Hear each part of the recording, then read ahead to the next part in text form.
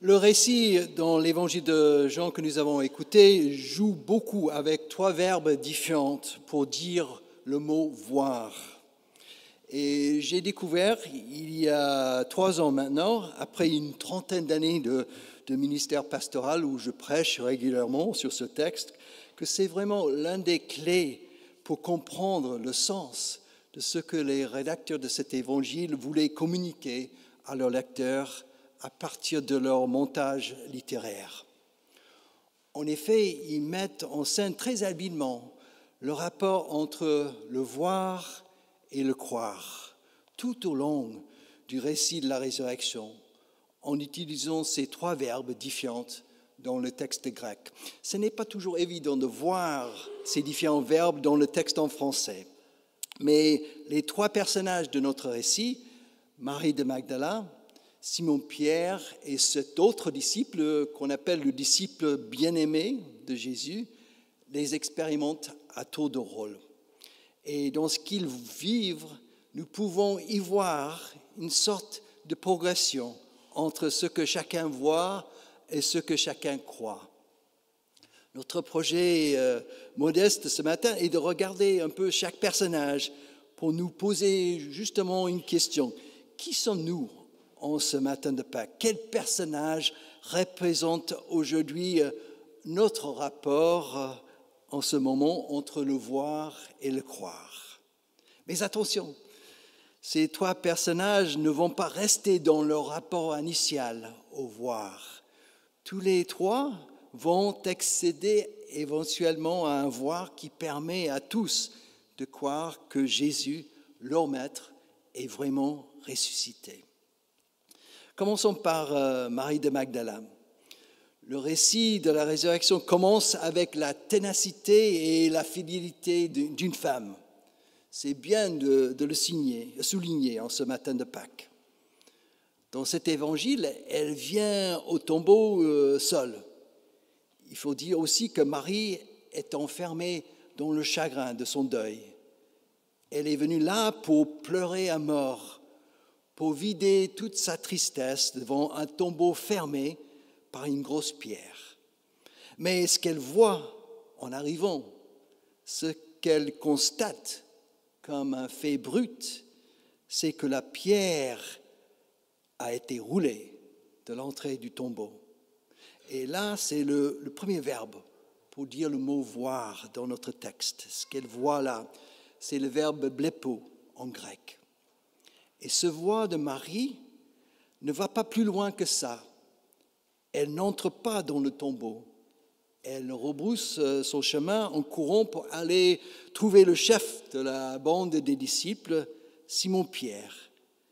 Et ce qu'elle lui raconte montre bien que son voir reste à la surface des choses. Ce voir-là est influencé par ses préjugés, par son état d'âme, son chagrin. Elle dit à Simon-Pierre, « On a enlevé du tombeau le Seigneur et nous ne savons pas où on l'a mis. Mais comment peut-elle savoir si le corps de Jésus a été enlevé, si elle n'est pas entrée dans le tombeau ?» Cela dit, ne vous inquiétez pas pour Marie. Comme vous avez entendu dans la suite de la lecture de ce texte, elle va cheminer dans son voir, elle va ensuite contempler d'abord le signe des anges, puis elle va vivre une rencontre avec le Christ ressuscité. Et elle sera la première à dire aux disciples, « J'ai vu le Seigneur ». Mais avant d'aller plus loin dans notre texte, ce serait bien de poser notre question. Comment est-ce que ce premier voir de Marie représente parfois notre propre rapport entre le voir et le croire? Quand il s'agit de notre propre démarche de foi, avons-nous tendance à rester à la surface des choses, à notre catéchisme d'enfance? Est-ce que nos a priori cartésiens nous empêchent d'aller plus loin? Est-ce que nos préjugés sur Dieu nous barrent parfois la route pour accéder à la confiance? Est-ce que nous passons trop vite sur la question de la foi comme confiance sans voir.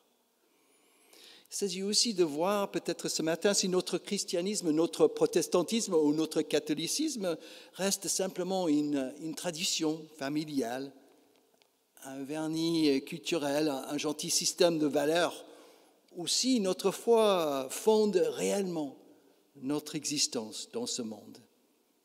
Est-ce qu'elle nous aide à surmonter des épreuves, à aller plus loin pour trouver un sens à ce qui nous arrive dans la vie?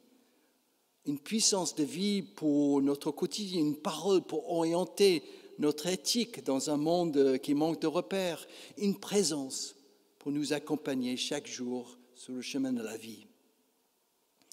Si nous sommes à ce premier stade de voir avec Marie, il est possible d'aller plus loin et le récit nous le montre. La figure de Marie, ce matin dans cet évangile, nous donne cette espérance que c'est un cheminement. Pour progresser un peu plus loin, passons au deuxième personnage de ce récit. Marie vient raconter son voir à Simon-Pierre. Et le voir de Marie met Simon-Pierre en route. Il part au tombeau avec cet autre disciple. Et cette mise en route est très intéressante pour nous ce matin. Même un voir au fait brut, un voir un peu superficiel, comme nous l'avons dit, peut déclencher une démarche chez quelqu'un d'autre. Cela nous incite à partager avec nos semblables ce que nous voyons dans notre démarche de foi, même si ce sont simplement des balbutiements pas très clairs ou pas très approfondis. Revenons à Simon-Pierre. Il fait un sprint avec son concurrent pour aller au tombeau. C'est assez marrant cette scène qui est décrite. Il est plus long que son collègue qui arrive au tombeau en premier. Les rédacteurs mettent en scène cette course symbolique, vous l'avez compris, pour dire quelque chose au niveau de la foi de chacun. Simon-Pierre expérimente sans doute une lenteur spirituelle, on peut l'appeler comme ça. Il a quand même renié son Seigneur et il porte ce fardeau sur son dos en courant. Mais malgré sa lenteur, il reste toujours le patron des disciples. L'autre disciple qui arrive en premier n'entre pas dans le tombeau, il donne la prééminence à Pierre, le chef. Pierre y rentre le premier et il fait un pas de plus que Marie. Et voilà, nous rencontrons notre deuxième verbe pour dire voir dans cette progression, dans ce cheminement en 3 étapes. C'est le verbe en grec théoreo. D'où vient le mot, vous l'avez entendu, théoreo? Théorie, le mot théorie en français. Ce verbe est souvent traduit par le mot considérer ou contempler. Il y a une réflexion dans ce verbe-là. Pierre contemple les bandelettes et le sueur qui est par terre. Contempler, c'est aller un peu plus loin qu'un simple voir des faits bruts à la surface des choses. Simon-Pierre entre dans une démarche de réflexion pour y chercher le sens, pour construire, si vous voulez, une théorie. Il essaie de mettre les morceaux du puzzle ensemble. Comme vous voyez, c'est une progression dans le premier voir de Marie. Mais la contemplation de Simon-Pierre en reste pour l'instant là. Elle ne tire pas les conséquences pour un croire éventuellement, sans voir. Elle reste perplexe, indécise, mais ça chemine dans l'esprit de Simon-Pierre. Il ne dit rien dans le texte, il retourne dans la maison avec ses copains, mais ne vous inquiétez pas pour lui, le Christ ressuscité va venir à sa rencontre et à la rencontre de ses amis dans une maison fermée à clé. C'est le texte du dimanche prochain. Et Simon-Pierre va progresser encore dans sa relation entre le voir et le croire. Avant de quitter la figure de Simon-Pierre, il faut quand même nous poser la question, notre question qui nous accompagne. Comment cette contemplation de Simon-Pierre ressemble-t-elle parfois à notre propre démarche de foi? La foi comme une question ouverte, comme une réflexion qui chemine, ressemble bien à une démarche de foi luthéro-réformée. Cette prédication est on est la preuve avec toutes ces questions rhétoriques que je vous pose là quand même. Dans cette démarche-là, rien n'est figé dans les dogmes qu'il faut croire. Nous restons toujours dans une démarche de réflexion ouverte à partir de notre lecture des Écritures. Nous pouvons y recevoir une parole qui nous interroge sur le sens de notre vie, sur le fondement de ce que nous croyons, sur notre engagement dans la société. Mais cette démarche-là est aussi une démarche exigeante parce qu'elle n'est jamais terminée.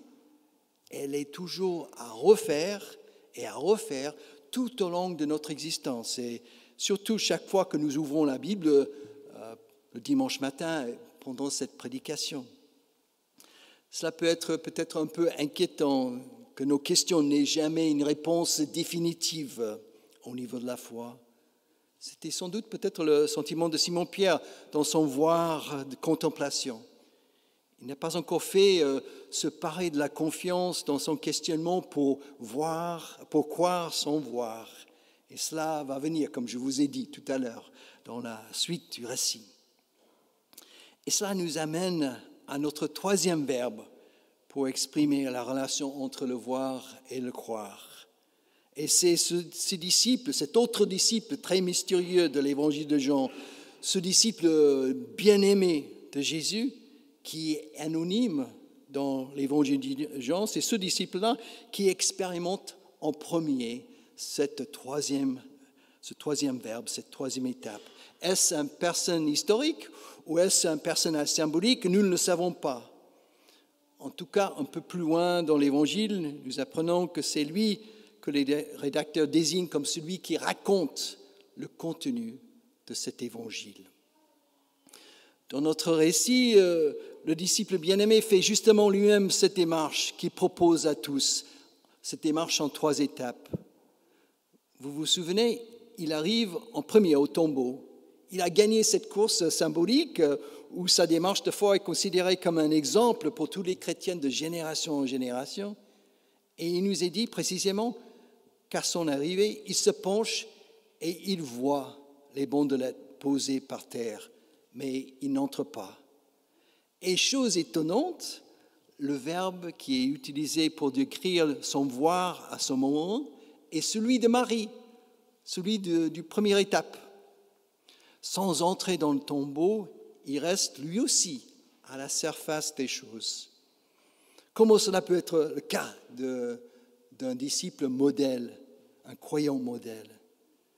C'est pour dire que ces 3 verbes nous représentent à différents moments dans notre cheminement de foi et que rien n'est jamais figé dans ce cheminement. Nous pouvons toujours progresser dans notre démarche de foi. Et le plus important, c'est d'être conscient de là où nous trouvons à un moment donné. Et comme vous pouvez imaginer, ce disciple bien-aimé ne reste pas là avec le voir superficiel de Marie, la première étape. Après le temps de contemplation de Simon-Pierre, le disciple bien-aimé entre à son tour dans le tombeau. Il voit la même scène que Simon-Pierre, mais le texte nous dit ceci en toute simplicité.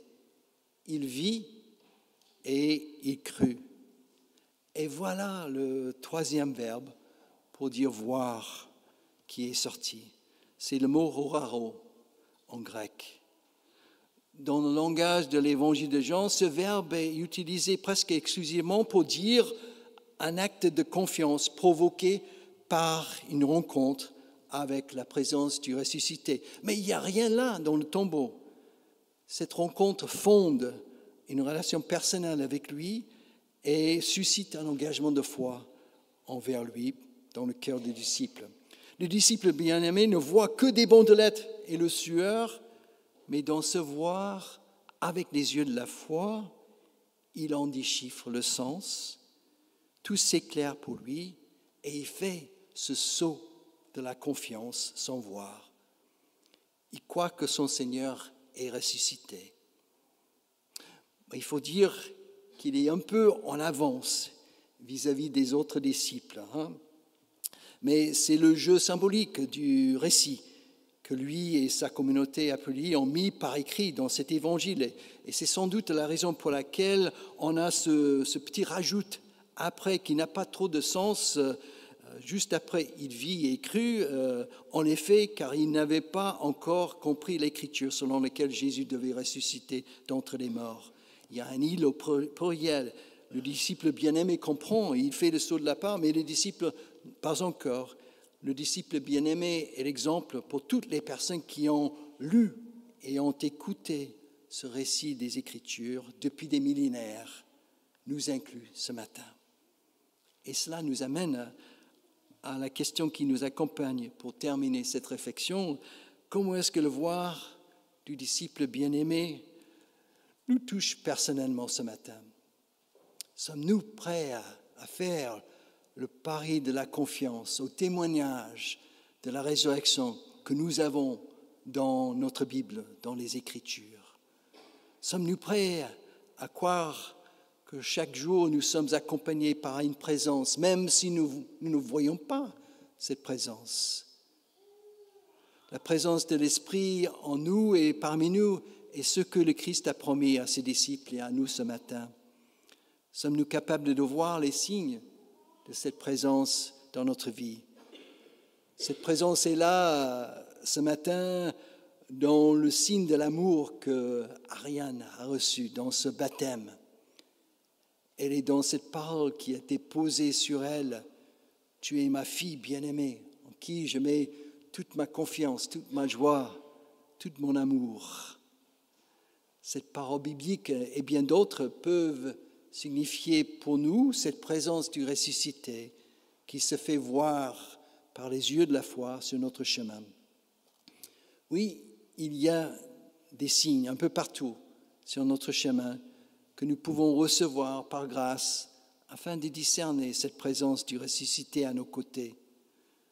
Nous ne les voyons pas toujours, nous sommes parfois trop pressés et trop enfermés dans nos préjugés, dans nos états d'âme, comme Marie. Il nous laisse parfois perplexes et plein de questions comme Simon-Pierre, mais parfois ces signes prennent sens pour nous et nous les voyons avec les yeux de la foi du disciple bien-aimé. Et pour cela, nous rendons grâce tout simplement ce matin à notre Dieu en ce dimanche de Pâques. Oui, le Christ est vraiment ressuscité, il est vivant parmi nous et nous pouvons le voir avec les yeux de la foi. Amen.